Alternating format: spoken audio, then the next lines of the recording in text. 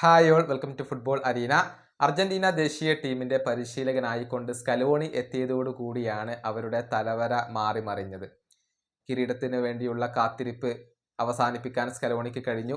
2 Copa America കിരീടം നേടിക്കൊടുത്തു, world cup നേടിക്കൊടുത്തു, ഫൈനലിസിമ നേടിക്കൊടുത്തു. ഒരുപാട് കാലമായി ഫിഫ റാങ്കിങ്ങിൽ 1-ാം സ്ഥാനത്ത് തുടരുന്നത് അർജന്റീനയാണ്. അങ്ങനെ ഒരു സുവർണ കാലഘട്ടത്തിലൂടെയാണ് അർജന്റീന ഇപ്പോൾ കടന്നുപോയിക്കൊണ്ടിരിക്കുന്നത്.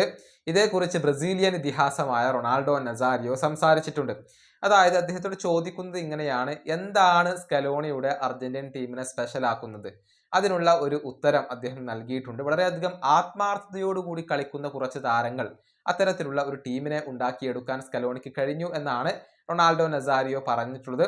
കൂടാതെ മെസ്സിയെ കൂടി അദ്ദേഹം പരാമർശിച്ചിട്ടുണ്ട്. അദ്ദേഹത്തിന്റെ വാക്കുകൾ ഇങ്ങനെയാണ്: വളരെയധികം ആത്മാർത്ഥതയോടുകൂടിയും ഡിറ്റർമിനേഷനോട് കൂടിയും കളിക്കുന്ന ഒരു ടീമിനെ ഉണ്ടാക്കിയെടുക്കാൻ സ്കലോണിക്ക് സാധിച്ചു. അതാണ് അദ്ദേഹത്തിന്റെ ടീമിനെ സ്പെഷ്യലാക്കി നിർത്തുന്നത്.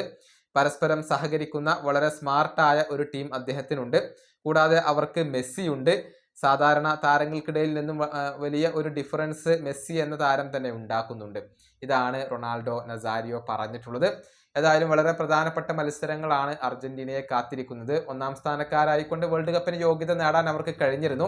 ഇനിയിപ്പോൾ സ്പെയിനെതിരെയുള്ള ഒരു ഫൈനലിസിമ മത്സരം അവരെ കാത്തിരിക്കുന്നുണ്ട്. അതിനുശേഷമാണ് വേൾഡ് കപ്പിന് വേണ്ടി മെസ്സിയും സംഘവും ഇറങ്ങുക. ഈ വീഡിയോ അവസാനിപ്പിക്കുന്നു. അടുത്തൊരു വീഡിയോ കാണാം.